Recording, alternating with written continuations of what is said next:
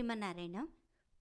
ఈరోజు ఈ వీడియోలో మనం ప్రతిరోజు భగవద్గీతలోని శ్లోకాలు నేర్చుకుందంలో భాగంగా 3వ అధ్యాయం కర్మయోగం నుండి 16వ శ్లోకం నుండి 20వ శ్లోకం వరకు శ్లోకాలు అర్థాలు నేర్చుకుందాం. మనందరం కలిసి భగవద్గీత పఠిద్దాం అనుకునేవారు దయచేసి నా ఛానల్ని సబ్స్క్రైబ్ చేయండి.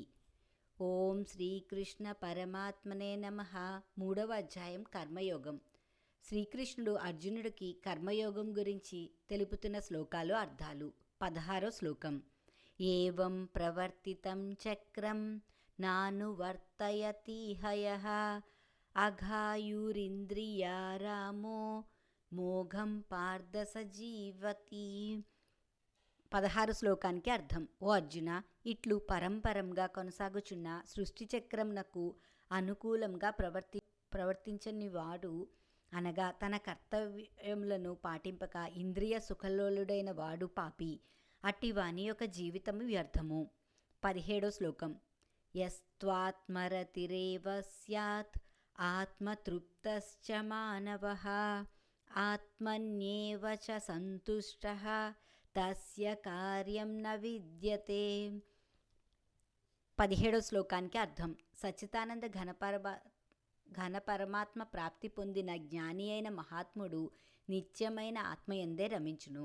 అతడు పూర్ణకాముడు కనుక ఆత్మయందే తృప్తి పొందును. అతడే ఆత్మయందు నిత్య సంతుష్టుడు.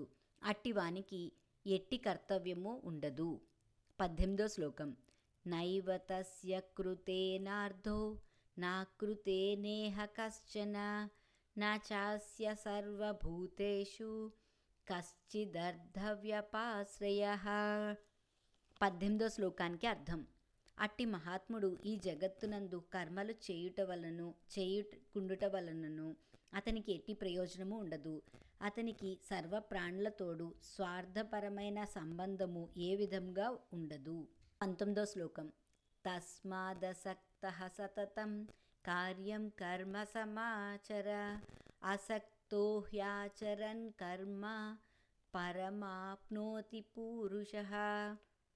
19వ శ్లోకానికి అర్థం. అందువలన నీవు నిరంతరము ఆసక్తి రహితుడవై కర్తవ్య కర్మలను చక్కగా ఆచరింపుము. ఏలనగా ఆసక్తిని వీడి కర్మలను సదా ఆచరించు మనుష్యునకు పరమాత్మ ప్రాప్తి కలుగును. 20వ శ్లోకం. కర్మణైవ హి సంసిద్ధిం ఆస్థితా జనకాదయః లోక సంగ్రహమేవాపి సంపశ్యన్ కర్తుమర్హసి. జనకుడు మొదలగు జ్ఞానులు కూడా ఆసక్తి రహితంగా కర్మలను ఆచరించుట వలనే పరమసిద్ధిని పొందినారు. కావున నీవును లోకహితార్థమై కర్మలను ఆచరింపుము అని శ్రీకృష్ణుడు అర్జునుడితో చెప్తున్న శ్లోకాలు అర్థాలు. ఈ వీడియో మీకు నచ్చితే నా వీడియోని షేర్ చేయండి, లైక్ చేయండి. ఇలాంటి ఆధ్యాత్మిక వీడియోలు చూడాలంటే దయచేసి నా ఛానల్ని సబ్స్క్రైబ్ చేయండి. ఈశ్వరి గుడిమెట్ల. జై శ్రీమన్నారాయణ.